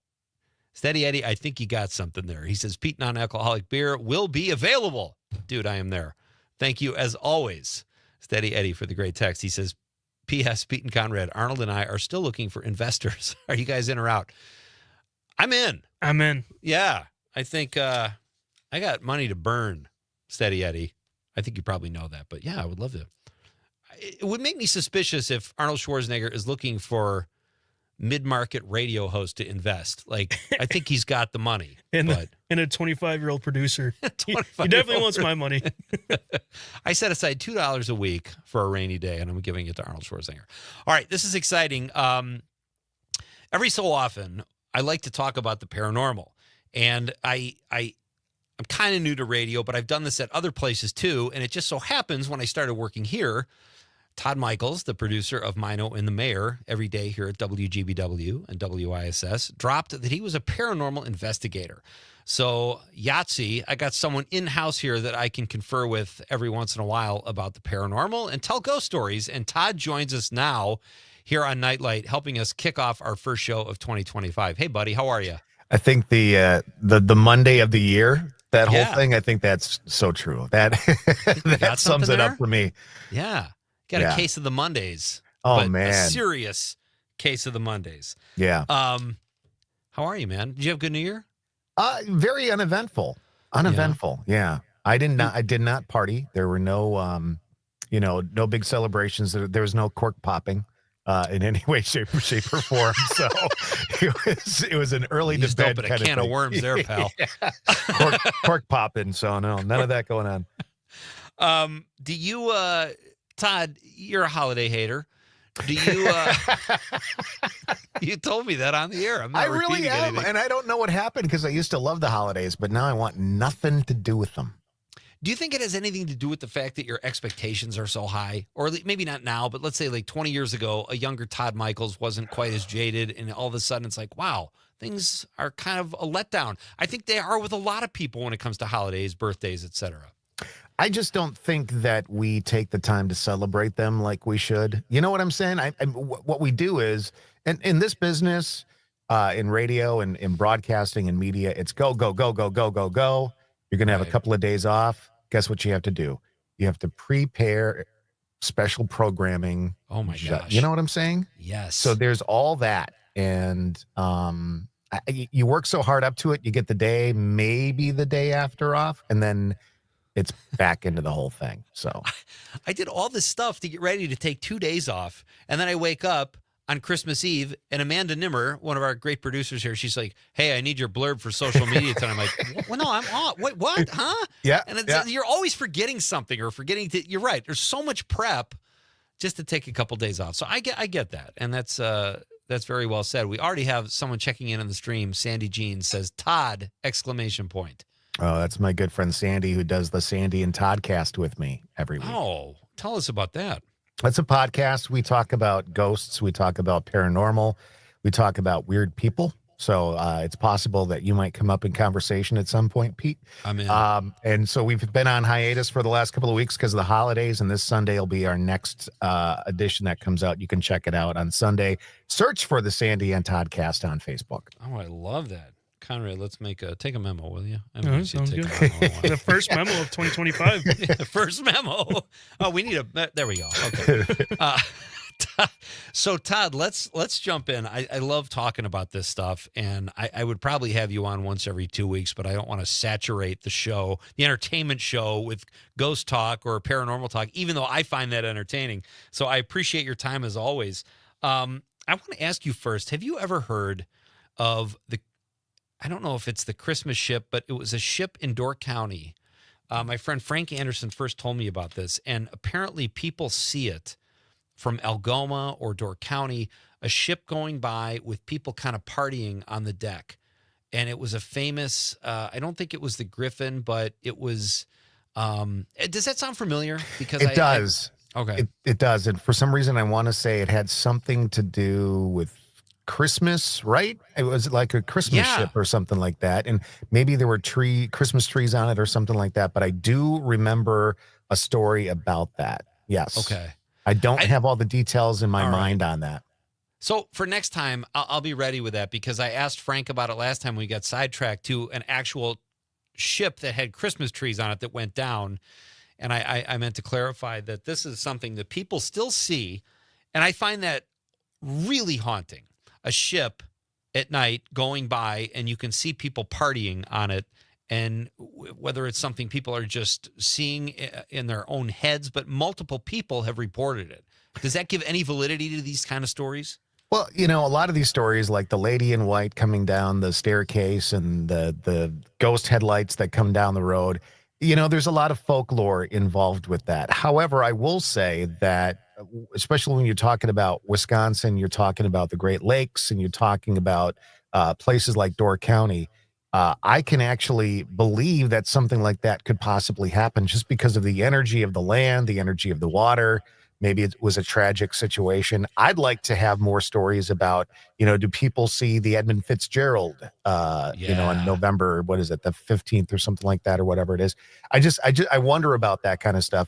If you want to see something cool, take a look up in Upper Michigan, the Great Lakes Shipwreck Museum there. There's parts of the Edmund Fitzgerald there and stuff like that as well. So if you're into that kind of stuff, there are places to check out. The Maritime Museum in Manitowoc is another great place to go, and that place is haunted. I've heard of that too. All right. Todd Michaels is here. He's a paranormal investigator. He also produces Mino and the Mayor here at WGBW and WISS. And check out his podcast, Sandy and Todd. Give me the name one more time. The Sandy and Toddcast. See how that Sandy played and that Toddcast. podcast. See how we did that? I love it. That was brilliant. All right, Genius. so we'll be right back after some award-winning news comes your way. This is Pete Schwaba and Nightlight on the Civic Media Radio Network.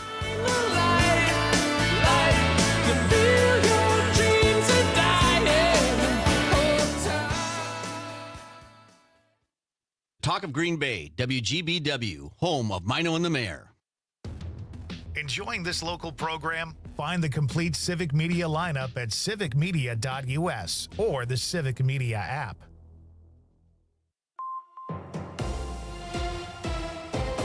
For 97.9 WGBW News, I'm Lisa Hale.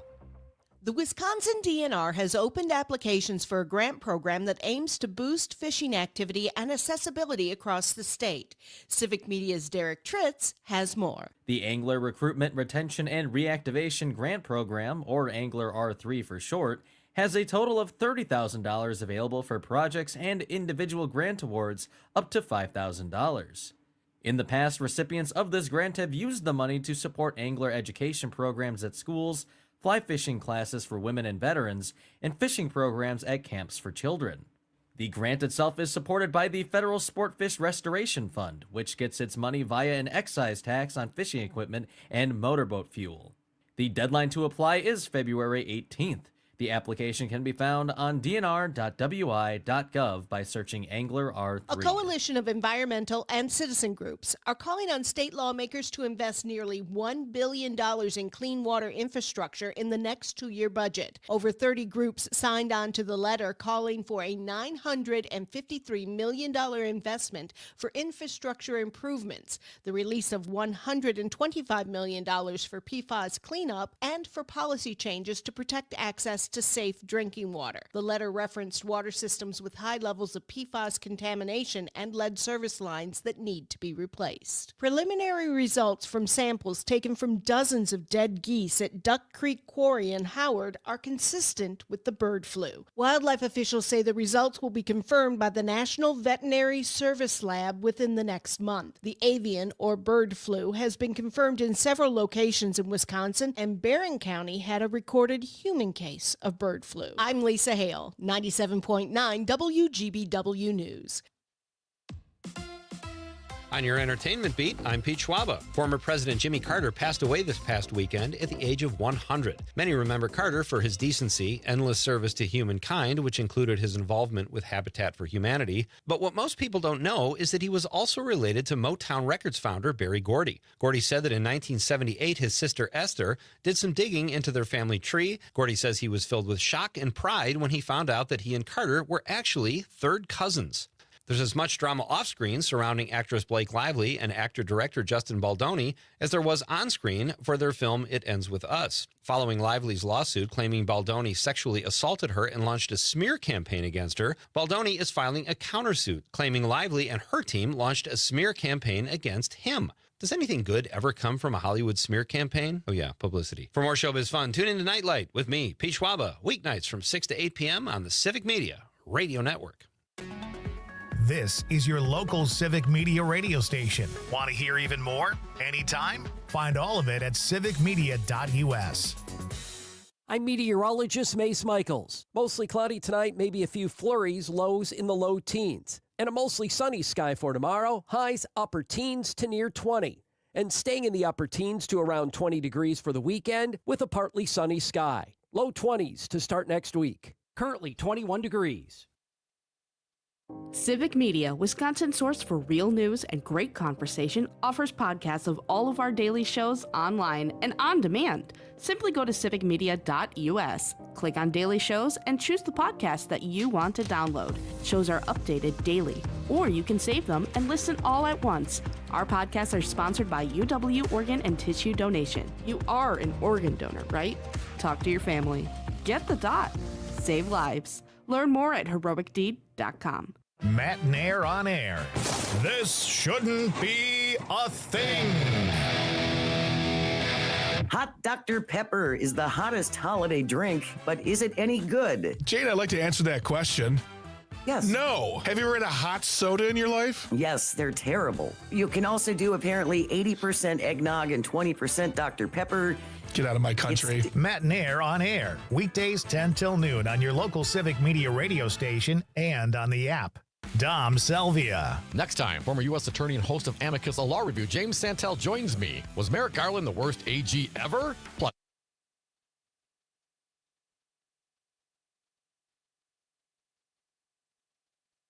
Heavy, can't hear the bass, boom, I'm ready. Life is sweet as honey, yeah, this beach chain like money.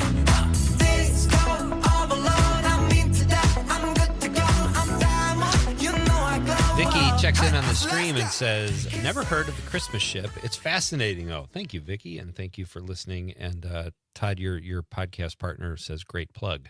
So I was just looking up that that whole Christmas tree ship thing. The actual ship was called Rouse Simmons. Yes. It was named after a politician or something like that. And yeah, that did go down off two rivers. I don't know if that's the one I'm thinking of, though, with the partiers. But I'll have to ask my friend Frank. He's the one that first made me aware of that. And maybe they're the same ship, maybe not. I'll have to get clarification on that for next time you're here. But on the text line, Todd, fellow Todd from the 920 says, can you ask Todd if he ever went to Escanaba to see the train light thing? Does that sound familiar? It sounds familiar. I know the story. I've not actually gone up there to check it out. What is that? What is the train light story? There's like this ghost train, and people see the lights of it pulling up on the tracks and things like that. Kind of similar to the Paulding light story as well up in the UP. What's that? The Paulding light. I think we talked about that before. Oh, did we? Yeah, there's a light in Paulding, Michigan, or something like that people see, and they think it's a vehicle of some sort in the distance. You know. Okay. Yeah. Interesting.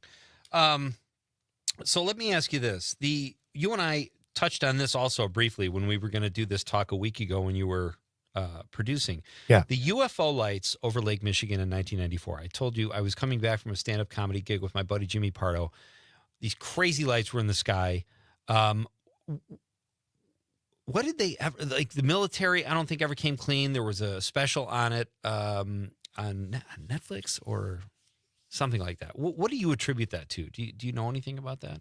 Well, having seen some reports on it, and I think the best capture of it and media was from Netflix on the new Unsolved Mysteries. That's it. Series. Unsolved Mysteries. Yeah, I thought they did a really great job of capturing it. And the great thing about shows like Unsolved Mysteries, when they investigate, you really get all sides.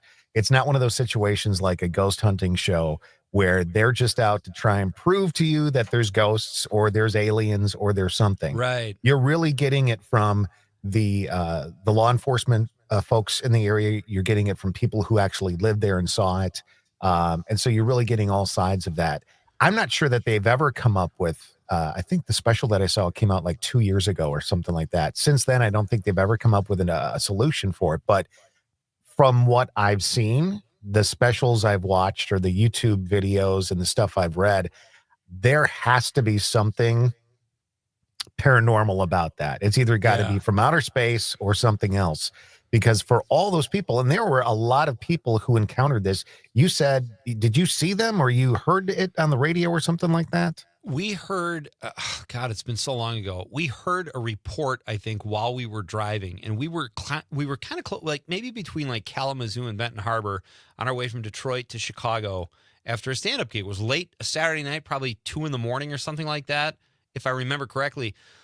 But you're right. The people on Unsolved Mysteries, the police, the people that they talked to, a whole bunch of different people that seemed so normal. Yep. And none of them said they were aliens. They just didn't know what it was. And the fact that they can't explain it to me in a weird way, Todd, that to me is the best proof that there is either some kind of government thing, we have no idea what happened, or there are people, beings,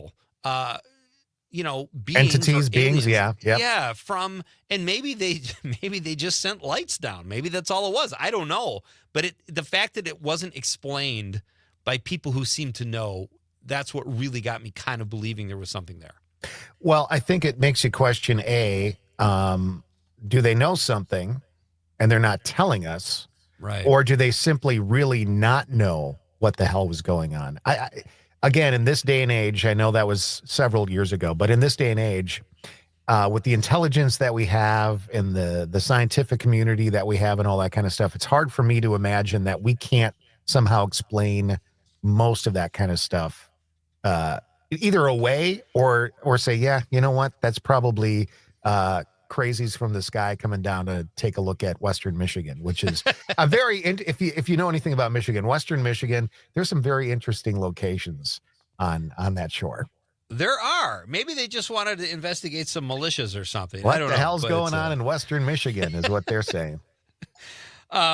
Okay, so here's another thing. I find insane asylums really creepy. Yeah. And I know probably nothing more creepy happens there than anywhere else, but there was one in Kenosha, or no, I'm sorry, Sheboygan. Yeah. What can you tell me about the Sheboygan Insane Asylum? Well, one of the things that I can tell you is that you can actually go there and investigate. They do a series of investigations throughout part of the year. So if you really want to go and check out that insane asylum, you can go there and actually go with a group of people and go in and investigate.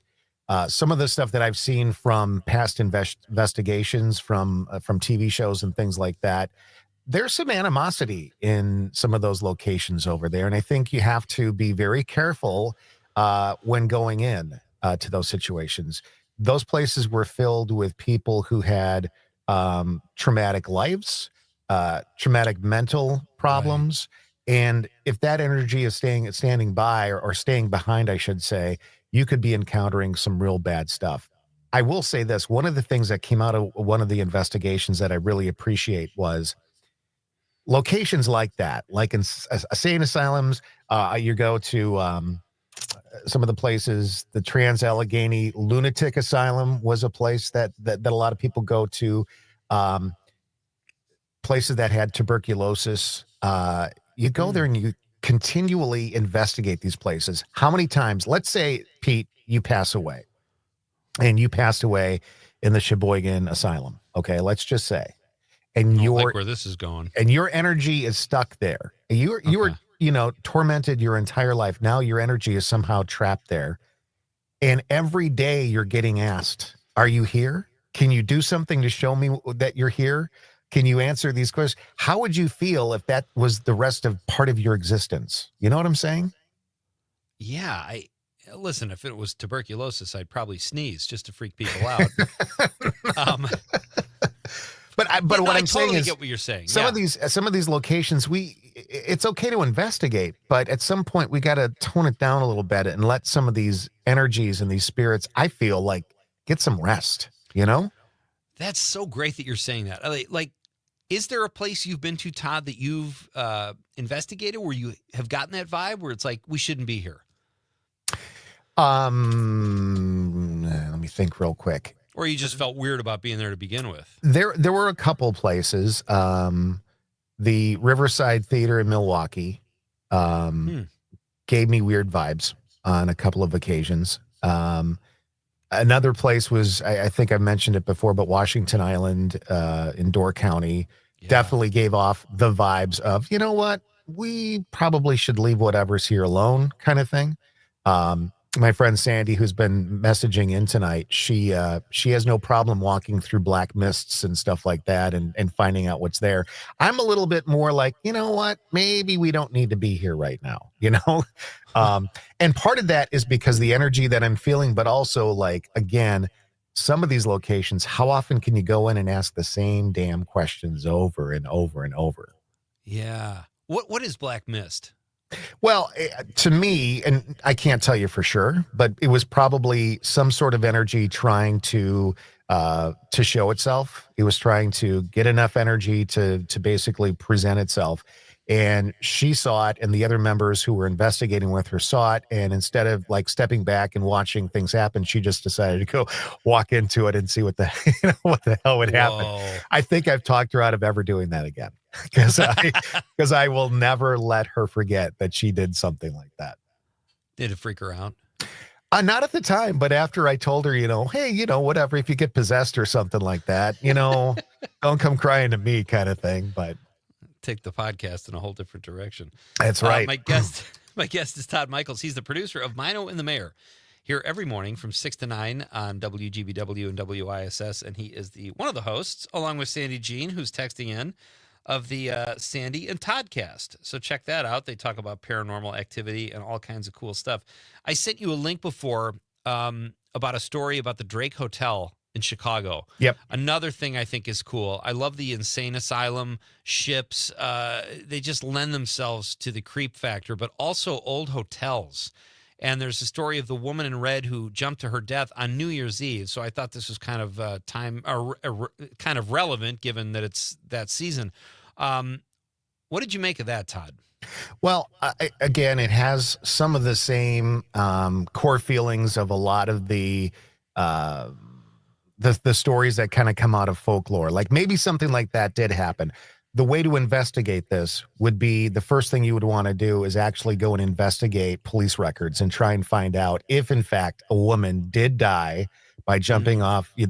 That's how you investigate paranormal. You actually do the history on it. You figure that out first, and then you can go in and actually investigate. If you go in going, well, there's a woman here who obviously jumped off on New Year's Eve, you've already made part of your decision on what the hell's going on. It's not a very good way to go into the investigation. I think there might be a little bit of that going on in this story, but going back to hotels, if you want to have an experience, just get a room at a very old hotel somewhere in Wisconsin, and you will likely find something going on. The Northland in Green Bay, the Pfister in Milwaukee, they're all prime locations for some sort of energy. You think of the hundreds and thousands of people who have gone in there.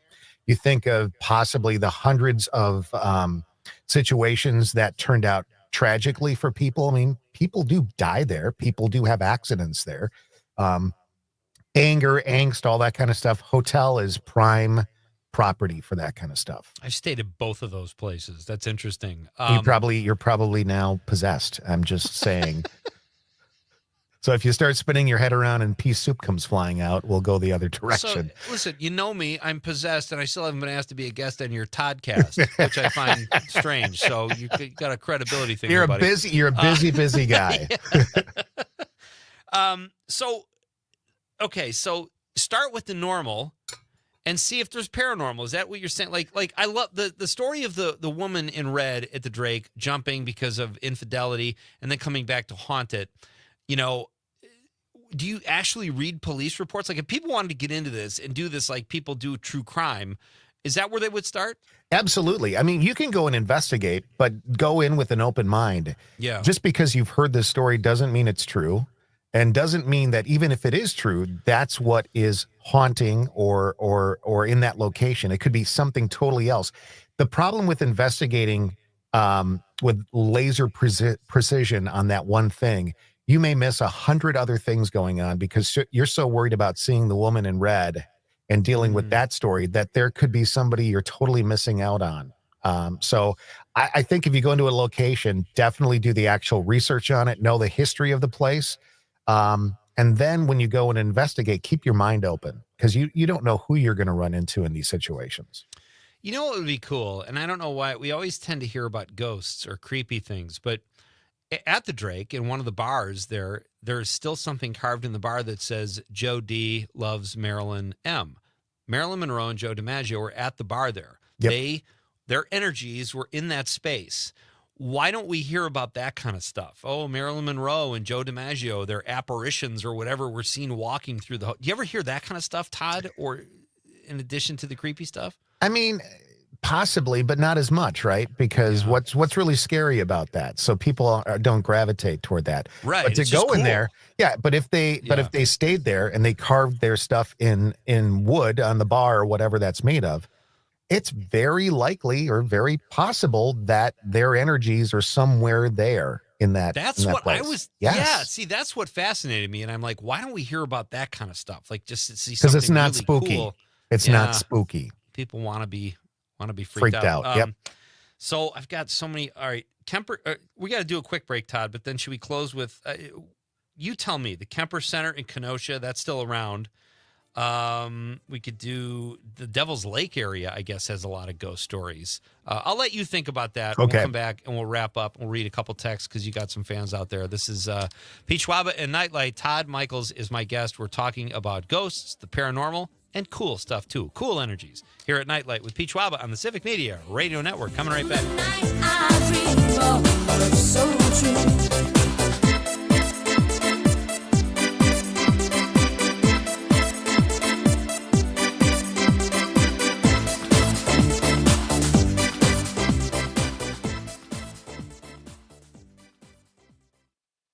97.9 WGBW and WGBW.FM. Between all the holiday parties, weekend tailgates, and family get-togethers, we've been overindulging a little more than usual over the holidays. But now, we are starting the new year off on a healthier note by taking active liver supplements from New Nordic every day. Active Liver contains a powerful blend of turmeric, milk thistle, and globe artichoke extract, all natural ingredients that help protect the liver so that it can protect you from toxins. It's like giving my body a daily detox. I've never felt better, and my energy is through the roof. And my doctor is already impressed with how much better my numbers are looking. So if better health, more energy, and detoxing your body are some of your priorities this year, get Active Liver today and start the year off knowing you're giving your liver some well-deserved relief. Active Liver is available in both tablets and as a delicious gummy. You can find Active Liver in stores at your local CVS or online at Amazon or NewNordicUSA.com. I'm Dan Schaefer. Let's recombobulate. As 2024 comes to a close, we're taking our annual look back at the year that was, recapping our most read, most listened to, and most impactful stories of the year. If you're new to learning about the recombobulation area, this would be a great place to start to see what we're all about.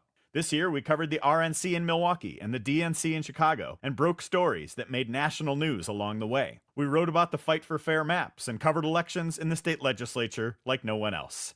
I wrote opinion columns and feature stories and conducted extended sit-down interviews like one with Senator Tammy Baldwin. I hosted podcasts and radio shows and, of course, joined the Civic Media Network, where you've heard me all over the airwaves for the last few months. This last year was discombobulating at times, but we did our best to make sense of it all, and we've got a whole lot more recombobulation in store for the year ahead in 2025. Find all of Dan's work.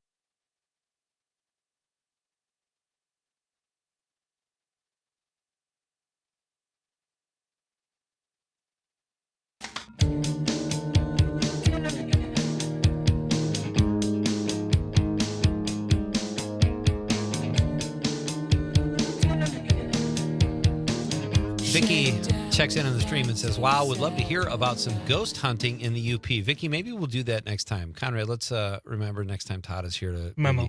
Yeah, absolute memo, because I think the UP just lends itself to creepy stuff too. Sandy Jean says Washington Island for sure. I've heard many stories about Washington Island. Sarah Jean checks in also and says, Todd, just say every morning, Monday through Friday from 6 a.m. to 9 a.m. You could take that over and make it your podcast, I guess. Okay, that's fine. You might get some pushback there, but Vicky on the stream also says the Retlaw in Fond du Lac, another haunted hotel, I'm guessing. Yep, a haunted hotel, very similar to the Northland in Green Bay, kind of built at the same time. I think, in fact, built by the same guy. And that might even be tied into the Pfister in Milwaukee. So there's kind of an interesting thing there. Todd from De Pere checks in again, says De Pere Sanitarium. LOL it up. Houses are built there now, completely scrubbed from our history. Yeah, that's got to be. I have to tell you something. We could talk about Devil's Lake. That's the one I would choose from your list there. But yeah, because Conrad's Aunt Carla just texted in and says, please. She's from there and she's a good listener. So yep, and I know there's stories, all around that. The Baraboo Inn's got stories, and the Circus World Museum and all that kind of stuff. Yeah. Yeah. Here's the thing. If you look at your city and you do some history on it, you will find in, I would say, 99% of cities, cemeteries that were built over. Old cemeteries, and they wanted to connect roads, or they wanted to put up industrial stuff, or they wanted to put up more housing. And the easy thing to do, and nobody seemed to care about it really back in the day, was basically just pave over the old cemeteries. Right here in Oshkosh, where I'm at tonight, they did take some of the cemeteries that they basically bulldozed and built over. They did take some of them and move them to a new location, but not all the bodies came over. And in some locations, they just said, you know what, we're going to put up a factory. So often, and if you're in the belief process that that's your final resting place, you can understand why cities and locations could be haunted as heck, Absolutely.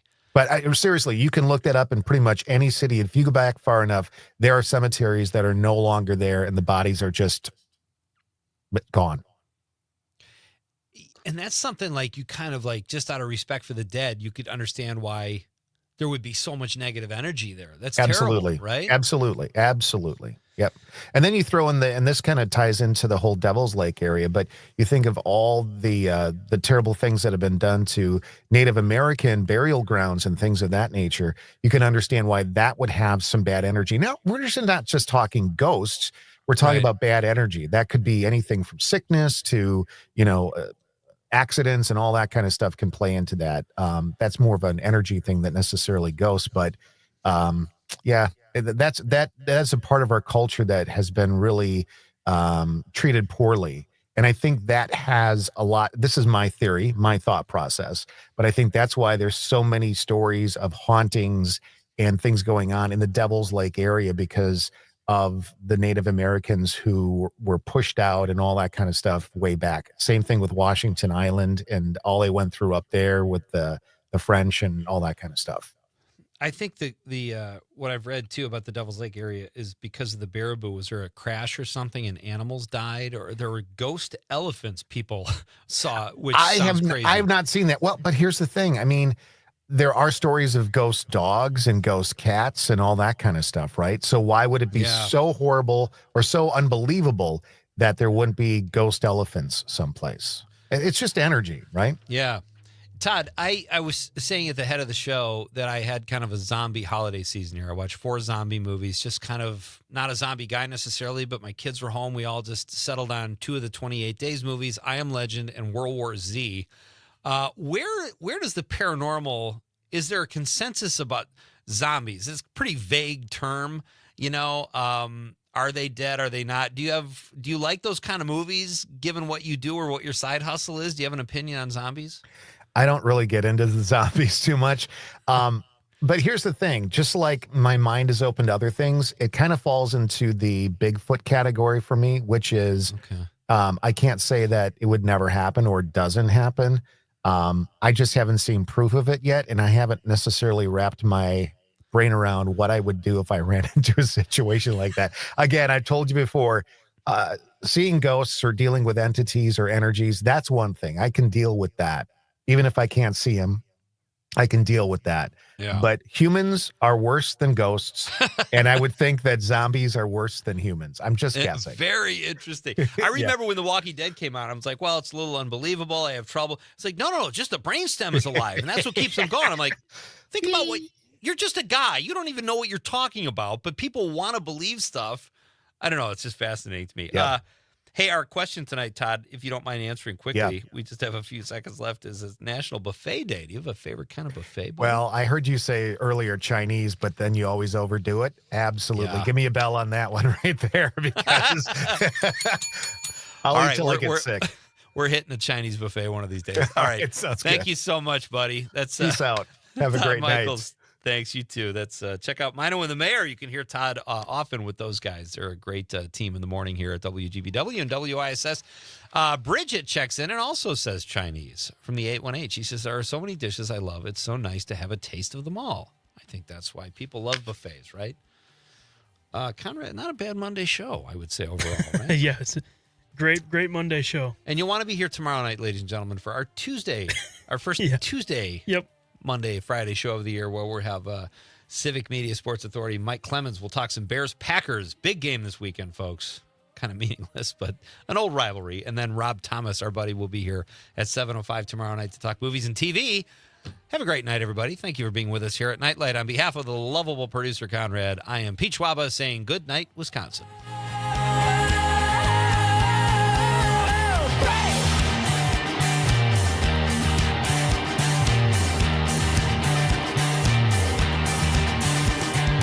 Take me to your best friend's house, mama.